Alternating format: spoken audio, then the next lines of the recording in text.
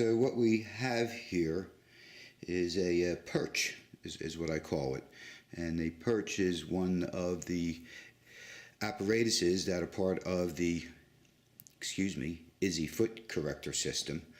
And this will show you how it actually gets used. I'm going to shoot it in 2 points of view. I'm going to shoot a close-up of the toes and the different grips and the different movements of your feet on the bar. And then I'm going to shoot from a distance showing why you're doing the different groups, different movements that you can do on the perch, which are pretty much unlimited.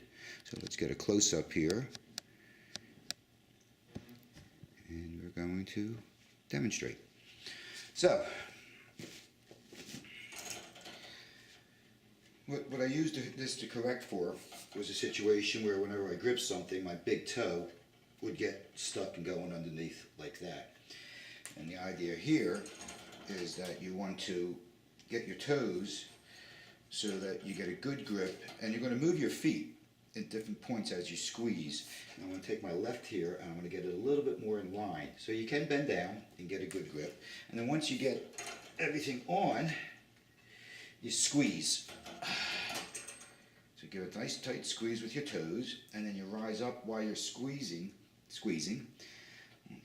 raising your heels, and then you're going to keep squeezing and lowering your heels. You want to make sure that your body, which we'll demonstrate, stays upright. So your hips, your shoulders, everything is right above your heels. So when you go up, you're going to go up in a straight line. And you can hold on to the reformer for a balance. Then you're going to move up to where you're on the balls of your feet and the pads, and then you're going to grip again. And if you have to come down and correct any bad toes, just go down, get a good grip, and then keep your grip, and then carefully rise up. And when you find that you rise up here, you got to really squeeze your buttocks. You might not move as much, and then stretch down. Stretch up, down, open your toes, walk in just a little bit more to the middle of the pad, the back of the pad. So you can go to the front of the pad, the ball of the foot, the middle of the ball of the foot, and then the back of the ball of the foot. And again, apply that same squeeze. And if your toes are really stiff like mine were in the beginning, I had to go down and push them down until they conformed to the shape. And squeeze, and your movement might be a little bit more of a minimum. And then to the back, if you feel like you need a stretch, just drop your heels and stretch. And then grip, so you're curling, and just trying to keep that curl as you go up, and you're keeping the curl. And then I like to use, for the middle of the foot, the stretch, just to have real tight, right along here, tendon. And I found that when walking on it, twisting on it, going up and down on it, moving on it, and just even one foot standing, whatever you can work with, but just to stretch that tendon and to work that tendon, and then work your way back towards the back of the tendon. You can come up and down, but you want to be careful on the sides of your feet. You can turn your feet in different directions and move. The other thing you can do is you can turn sideways. This way you get a grip of it. And then you would come straight over, so you're going to stand there perhaps on one leg and you're straight, which we'll demonstrate in the body alignment. And then you could bend down, staying straight on top of your hip, and then lift. Get a nice pressure on the feet. So really all you're doing is really moving around. You can jump on it if you want. Move around, dance, anything that you want to do. I don't like putting direct pressure on the heel, going back like this. Unless you just keep your weight even, because you can damage the heel.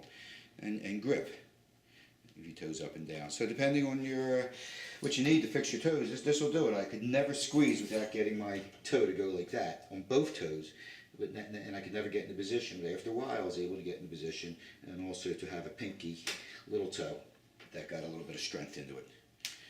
So it's just a matter of playing with the bar, but working it to grip, and not so much for balance.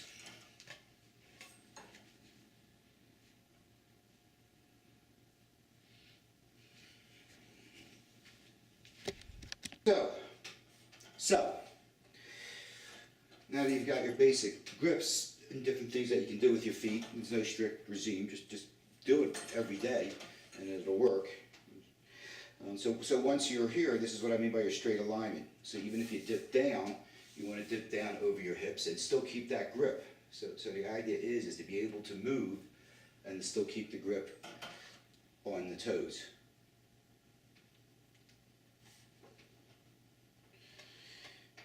Here, keep a grip. You can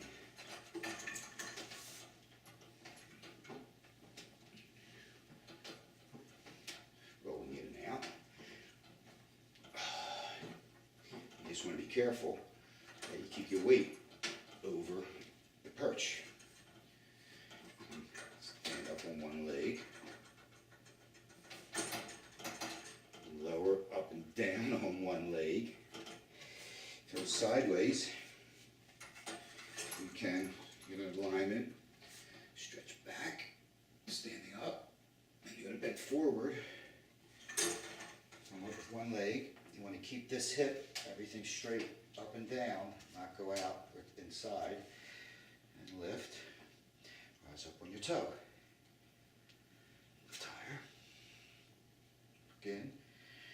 Down. Stretch the leg up. Work the hips. Come into a wide stance. Keep that grip. I like to go with my feet parallel because of my hips. You can also though work Pilates stance. Get a nice heel squeeze and use it to help align yourself when you're squeezing your toes. It activates a lot of muscles through your whole back and body. And it helps you to get a more straight alignment and to get rid of perhaps your anterior tilt. And then go straight down.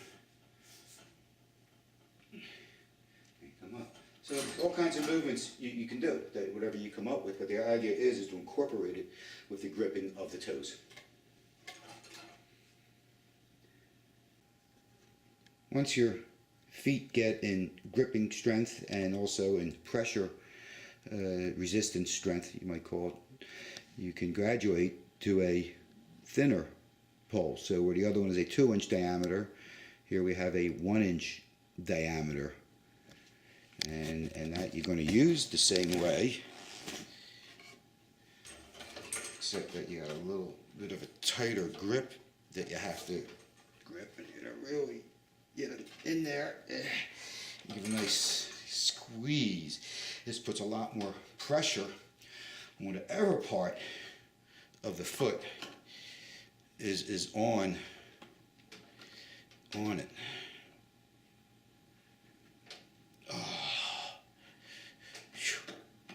Boy, do I need this. You can see those big toes trying to hide. So then now I can get to the point where I can, without, and give a turn. Little pressure on the arch. So this gives you a lot more pressure, like foot shiatsu.